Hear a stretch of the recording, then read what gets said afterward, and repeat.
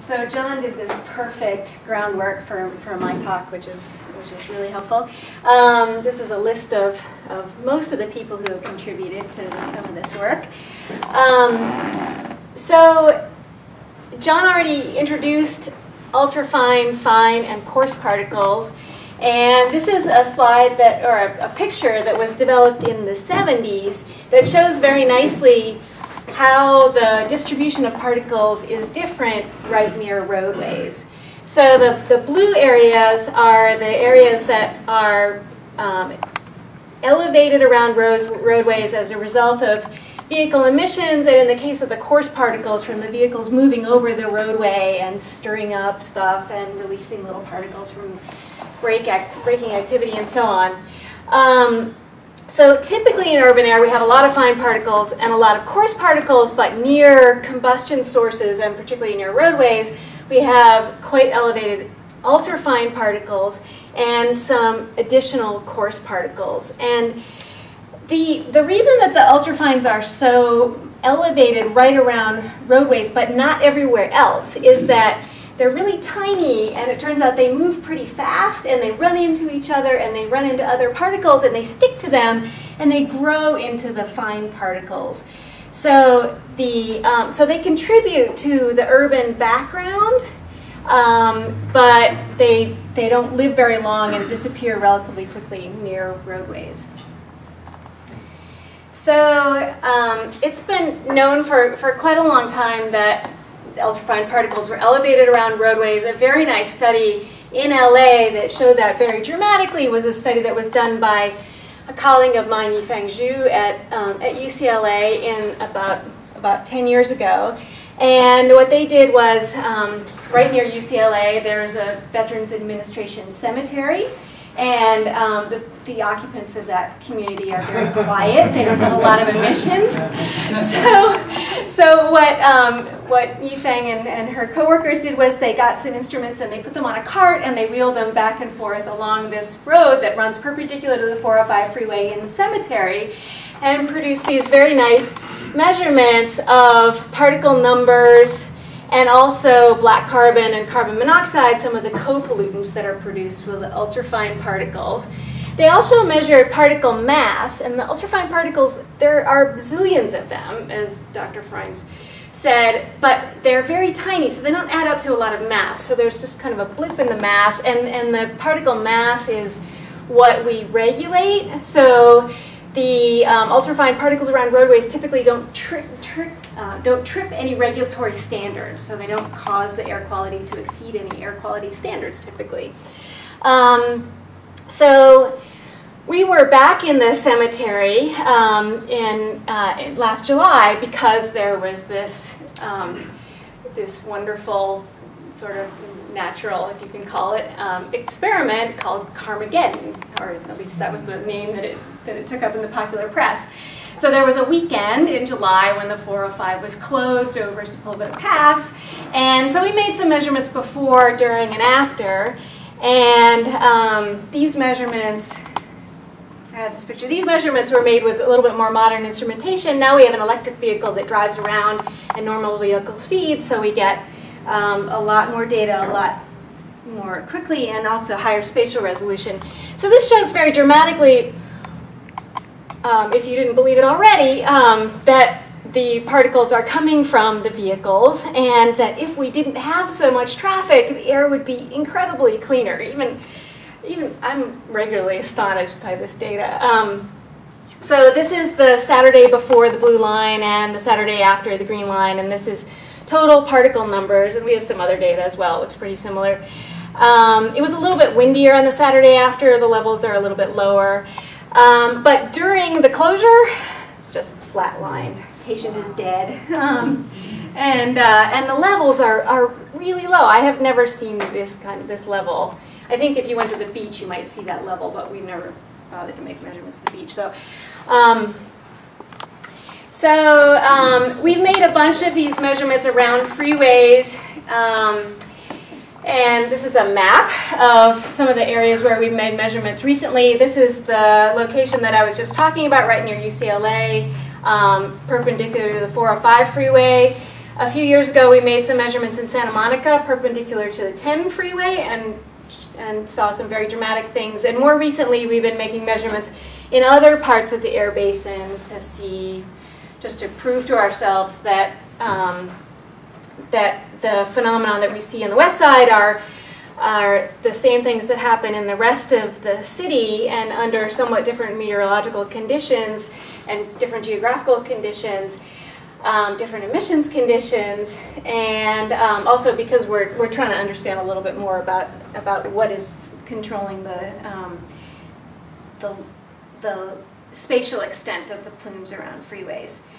So this is some of the recent data. The dotted line is the daytime data that I just showed you. So one of the things that I kept thinking when I was looking at the daytime data when it was coming out several years ago was that the plume was going to be much bigger at night and in the early morning, because the atmosphere is very stable in the early morning. We have a situation where we have cold air under warm air, and everybody knows that cold air sinks and warm air rises, so you have cold air on the bottom and warm air on top, and you don't have a lot of mixing. And we have that situation typically most nights, most places, not just in LA, but everywhere on land. And what happens in the morning when the sun comes up is that it heats up the ground, creates warm air under cold air, creates a lot of mixing, and then you get a lot more dilution of pollutants away from the surface. So looking at the daytime data, I kept thinking, and other people had this thought as well, that levels were going to be a lot higher at night. So these are measurements from a bunch of locations around the basin, and whereas during the daytime we have a relatively narrow plume, and maybe I should go back and point this out. This sort of plume length, back mostly to background in 100 meters and pretty much all the way back to background in 300 meters, is pretty typical. That's been reproduced in lots of studies in different areas, and it changes a little bit. If you have a freeway overpass, then the peak is a little bit shifted because it takes a while for the plume to get to the ground as opposed to an underpass. The wind conditions move it around a little bit. But in general, within 300, 400, 500 meters, you're pretty much back to background during most daytime conditions. But at night, the situation is quite different, and in the early morning the situation is quite different. So if you look, for example, at this light green line, you see that we have upwind conditions, we have upwind on this side, and then we see the freeway peak. And in the space of our measurements, it never goes back really even close to the baseline that it started out at, which is down here. And this is reproduced largely to varying degrees at different locations around the air basin. And after a mile and a half or so, we can't find locations where we can really make these measurements because there'll be like a major roadway, and then we have to try and subtract that out. So it's hard to really find the end of the plume. So lots of exposure in the early morning. And this one, all the data is normalized, so you can see it on the same plot. This is to show that it's not the same everywhere. This green line is the mountain, the road that's over in the mountains over in Pomona, Claremont. I can show you where that is. So that's over here.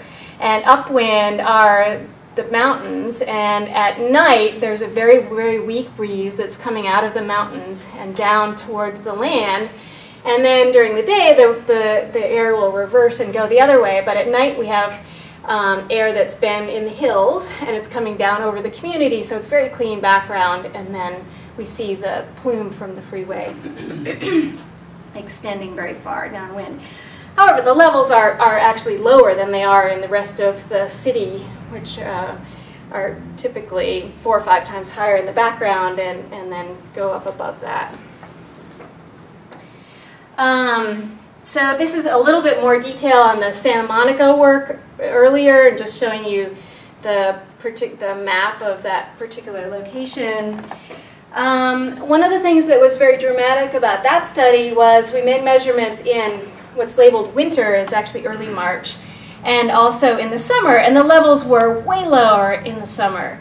And the reason for that, there's a sort of perfect correlation with the pollutant levels and the average amount of traffic on the 10 freeway during the morning. So the levels of exposure are much higher in areas, well, at times of year when the sun rises late. Because what we're seeing here is, so in the middle of the night, there's not a lot of traffic on the freeway, so the emissions are pretty low. But in the morning, lots of people who are much more enthusiastic or much more morning people than I am get up in the morning and start driving around at 5 and 6 a.m. And we're up to peak traffic levels by around 7 a.m. And this is quite common kind of picture of traffic activity in the basin. And in the wintertime, the sun rises much later, and so you get a lot more traffic before you get this heating that mixes up the air and dilutes everything. So you can build up much, much higher concentrations in the wintertime than you can in the summertime. And it turned out that our measurements in March were just before daylight savings time ended, and so that was actually one of the latest sunrises of the year. So we happened to catch really the peak concentrations. Another thing I want to note is that it's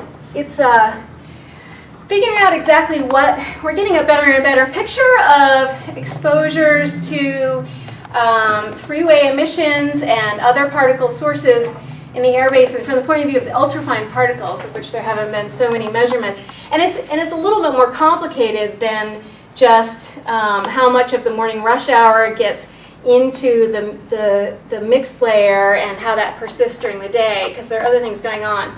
So this is some data just in residential areas from some measurements we made on the west side around the 405-10 intersection, and some other data that we made all around downtown.